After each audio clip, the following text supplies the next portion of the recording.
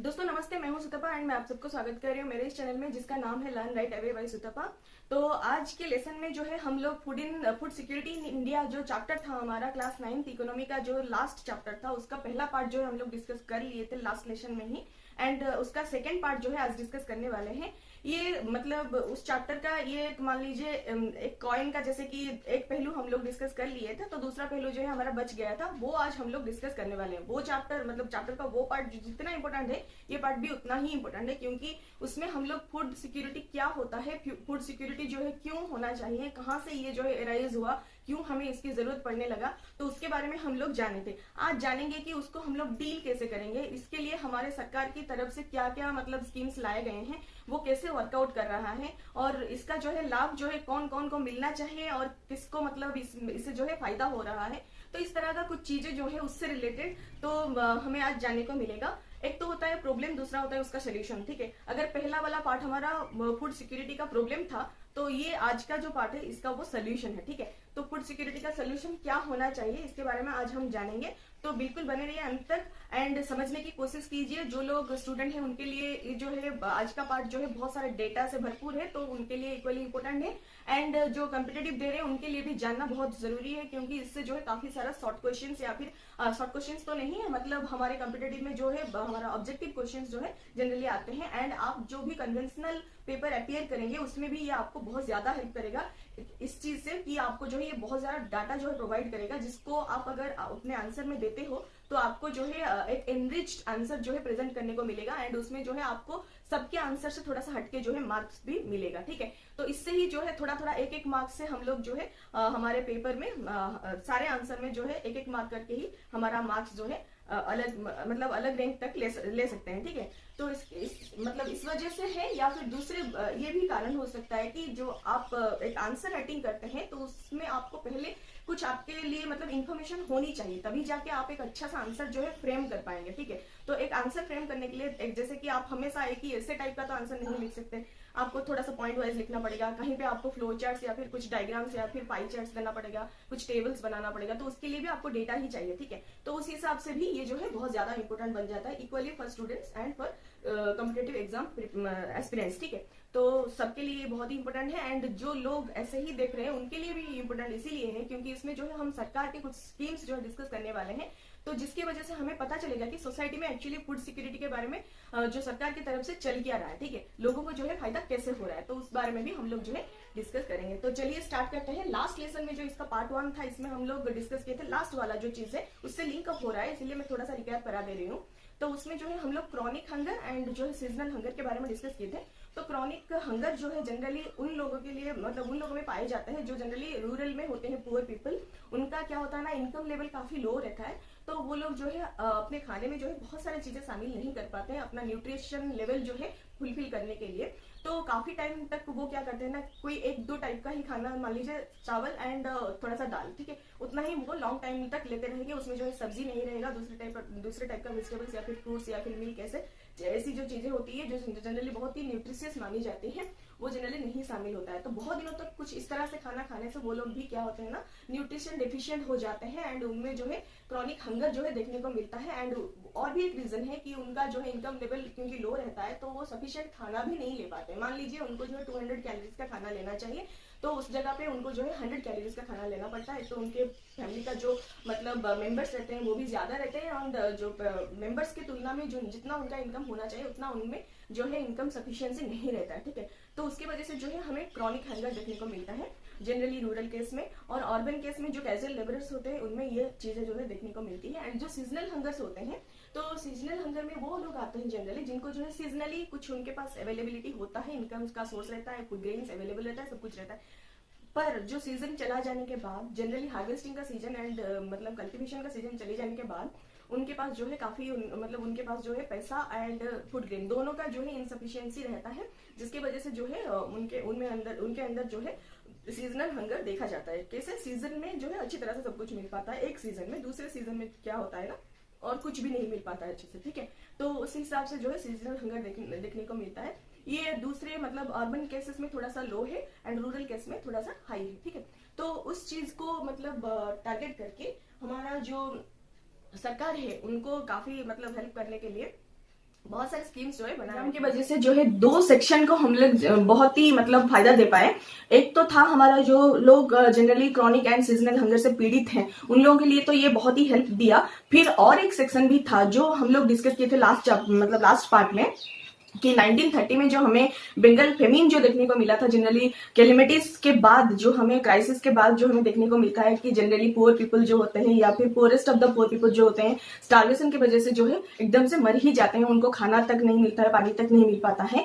तो वो जो सिचुएशन जो है बाद में इंडिया में फिर से देखने को ना मिले, ठीक है। तो उसके लिए भी जो है ये फायदा रहा। और जनरली हमारा जो इंडिपेंडेंस है 1947 का, इंडिपेंडेंस के बाद सरकार का जो है ये मेन एम रहा कि इंडिया जो है खुद मतलब फूड ग्रेन में जो है खुद से सफिशिएंट रहे, ठीक है, सेल्फ सफिशिएंट रहे, ताकि दूसरे टाइम जब ऐसे फेमिन का हमें सामना करना पड़े तो ऐसे फूड ग्रेन का हमारे पास जो है स्कार्सिटी ना देखने को मिले एंड लोग जो है इस तरह से ना मरे, ठीक है। क्योंकि 1930 का बंगाल का जो फेमिन था वो सबसे बड़ा फेमिन था, सबसे चैलेंजेबल था हमारे कंट्री के लिए। एंड उस टाइम जो है 30 लाख पीपल जो है एकदम से मर ही गए थे इस फेमिन को सामना करते हुए, ठीक है। तो उस चीज को फिर से दोबारा जो है हमें फेस ना करना पड़े, इसीलिए एम ये इंडिया का रहा है कि हम जो है फूड ग्रेन में अपने आप में सेल्फ सफिशिएंट जो है रहे, ठीक है। तो उसके लिए इंडिया में क्या क्या रिवोल्यूशंस हुए, तो इंडिया में पहले तो हमारा 1960 में जो आया ग्रीन रिवोल्यूशन, वो तो पहला ही हमारा एक रिवोल्यूशन लाया था, जो हमारे food grains generally rice wheat इन सब में जो है बहुत ज्यादा देखने को मिला। हमारा फूड ग्रेन जो है बहुत ही ज्यादा मात्रा में जो है हार्वेस्ट हुआ एंड हम लोग स्टॉक अपना रख के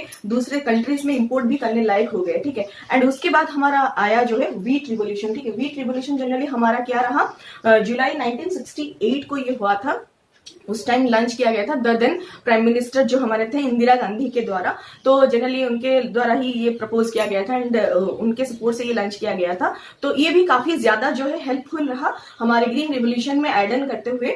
एंड हम जो है अपने जो ग्रेनरीज में जो है काफी ज्यादा स्टॉक जो है रख सके एंड इंपोर्ट भी हम करने लगे, ठीक है। ये कहीं ना कहीं हमारी इकोनॉमिकली भी हमें जो है बहुत ज्यादा हेल्प किया।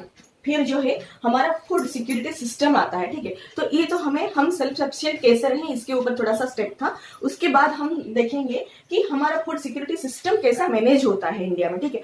फूड ग्रेन मिल जाने से सब कुछ नहीं हो जाता है, उनको जो है सिक्योर करके रखना होता है एंड जिनको जो है बहुत ज्यादा जरूरत होते हैं उन तक जो है सही टाइम पे, सही जगह पे, सही मात्रा में पहुंचानी भी चाहिए, है ना। तो उसके लिए हमारे पास 2 जनरली कंपोनेंट्स है फूड सिक्योरिटी सिस्टम में। 2 कंपोनेंट्स होते हैं, एक होता है हमारा बफर स्टॉक, दूसरा होता है हमारा पब्लिक डिस्ट्रीब्यूशन सिस्टम, ठीक है। तो बफर स्टॉक ये होता है कि जनरली आप देखे होंगे, ये जनरली हमारा फूड मतलब कॉर्पोरेशन ऑफ इंडिया जो ऑर्गेनाइजेशन है हमारा इंडिया का, फूड कॉर्पोरेशन ऑफ इंडिया, इनसे जो है ये मैनेज होता है और ये जो है फार्मर को एक जो है मिनिमम सपोर्ट प्राइस जो है देता है, ठीक है। फूड कॉर्पोरेशन ऑफ इंडिया जो संस्था है हमारा, इनसे जो है ये बफर स्टॉक का जो मतलब वर्किंग कैपेसिटी रहता है, वो सब कुछ जो है वर्केबिलिटी होता है उसका, सब कुछ जो है एफसीआई के द्वारा मैनेज किया जाता है। एंड इसमें क्या क्या प्रावधान होते हैं थोड़ा सा उनके बारे में जानेंगे। पहले तो है कि ये जो है फार्मर्स को एमएसपी देते हैं, एमएसपी यानी कि मिनिमम सपोर्ट प्राइस देते हैं, जो कि उनको सोइंग से पहले ही बता दिया जाता है कि आपको इतना जो है इंसेंटिव्स मिलेगा। किनको बताया जाता है, फार्मर्स को बताया जाता है कि आपको जो है इतना इंसेंटिव्स मिलेगा, आप अगर इतना ग्रो करते हो तो पर केजी या फिर पर क्विंटल जो है आपको इतना सपोर्ट प्राइस जो है गवर्नमेंट की तरफ से मिलेगा, ठीक है। तो उनको जो है और इतना डर नहीं रहता है कि हम लोग ग्रो कर रहे हैं क्रॉप तो कहाँ पे लेंगे, किसको बेचेंगे, क्योंकि जो लोकल लोग रहते थे वो लोग क्या करते थे ना, जमींदार लोग रहते थे बिफोर इंडिपेंडेंस या फिर आफ्टर इंडिपेंडेंस भी हमें कहीं कहीं देखने को मिलता था। तो वो लोग क्या करते थे, बहुत ही कम रेट में जो है फार्मर से ले जाते हैं एंड बहुत ही हाई रेट में जो है मार्केट में बेचते थे, जो कि पुअरेस्ट पीपल के लिए या फिर पुअर पीपल के लिए खरीदना जो है काफी ज्यादा मुश्किल होता है, ठीक है। तो उस जगह में जो है गवर्नमेंट क्या करता है ना, एक सपोर्ट प्राइस देता है फार्मर को और वो जो सारा क्रॉप प्रोड्यूस करता है उसको जो है वो खरीद लेता है। खरीद के क्या करता है ना, अपने जो ग्रेनरीज होता है तो वो क्या करता है वहां पे स्टोर करके रखता है, कौन, एफसीआई, ठीक है। तो वो जो है स्टोर करके रख लेता है, फिर वो क्या करता है उस ग्रेनरीज को जो है इशू प्राइस में, ठीक है, एक जो प्राइस रहता है मार्केट प्राइस उससे थोड़ा सा कम ही ये रहता है, इशू प्राइस में जो है लोगों को बेचता है।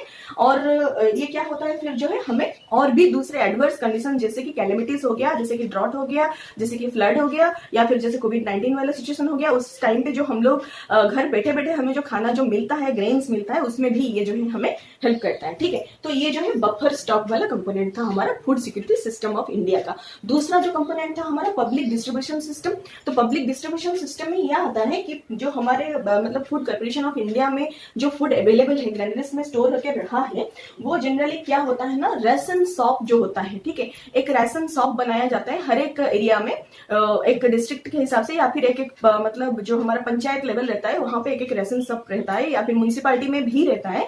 तो रेशन शॉप जो रहता है वो जनरली एफसीआई से रेगुलेटेड ही होता है, गवर्नमेंट ऑफ इंडिया का ही होता है। एंड वहां पे जो है ये हमारा स्टोर्ड मतलब ग्रैनरीज में जो स्टोर्ड होकर ग्रेन्स रहता है उनको जो है वहां पे डिस्ट्रीब्यूट किया जाता है, डिफरेंट डिफरेंट रेट में डिस्ट्रीब्यूट किया जाता है।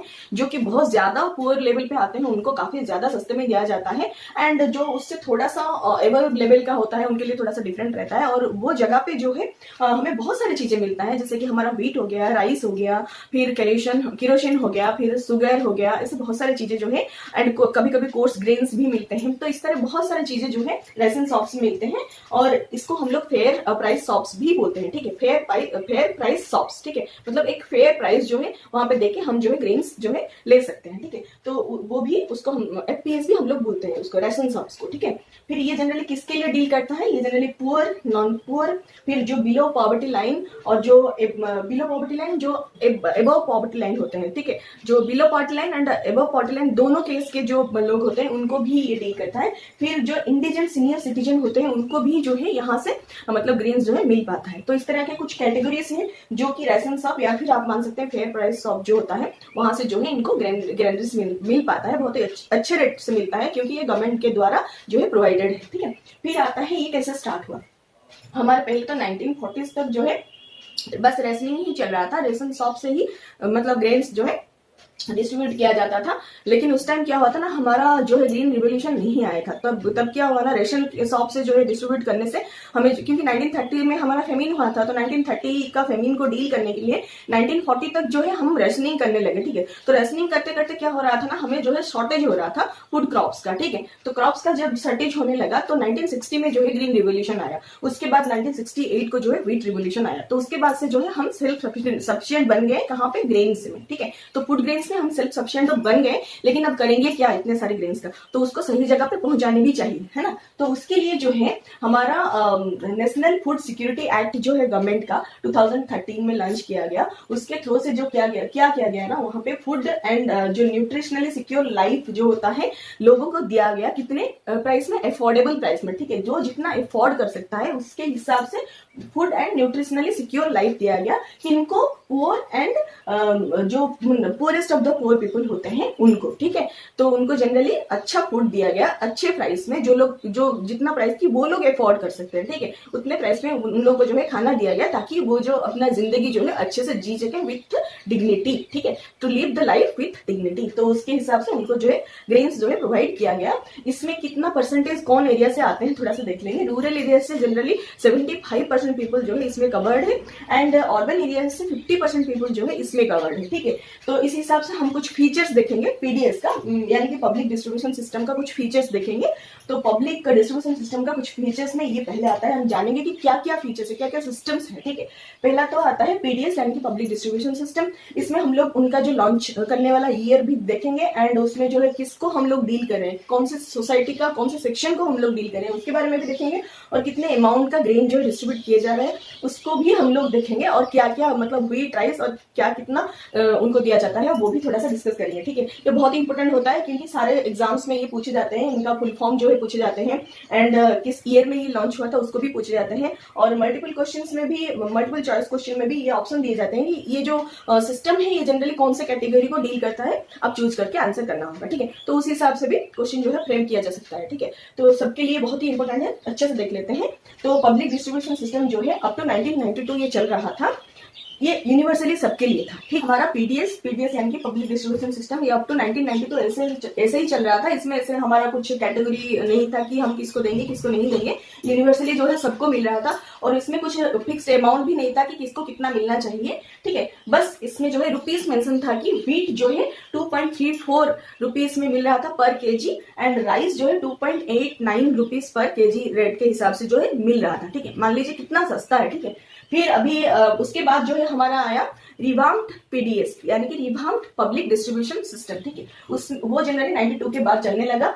उसमें जो है हम लोग बैकवर्ड ब्लॉक्स को जो है इंक्लूड करने लगे। ठीक है, बैकवर्ड ब्लॉक के लिए जनरली ये लॉन्च किया गया था और उसमें जो है हम 20 kg ऑफ फूड ग्रेन्स जो है इनको प्रोवाइड करने लगे। कितने रेट में? 2.80 मतलब रुपीज जो है व्हीट के लिए था एंड 3.77 रुपीज जो है राइस के लिए था। ठीक है, फिर आता है हमारा टारगेटेड पीडीएस यानी कि targeted public distribution system, TPDS. ठीक है, वो किस ईयर आया? 1997 में ये जो है प्रपोज किया गया था एंड लॉन्च हुआ 2000 में। ठीक है, उसमें क्या आता है ना, हमारा पुअर, नॉन पुअर, फिर बीपीएल एंड एपीएल। ठीक है, ये चारों कैटेगरी जो है इसमें आते हैं। इनको जो है 35 kg ऑफ फूड ग्रेन्स दिया जाता है पर मंथ। ये सारा जो है पर मंथ दिया जाता है एंड इनको कितने रुपीस में मिला?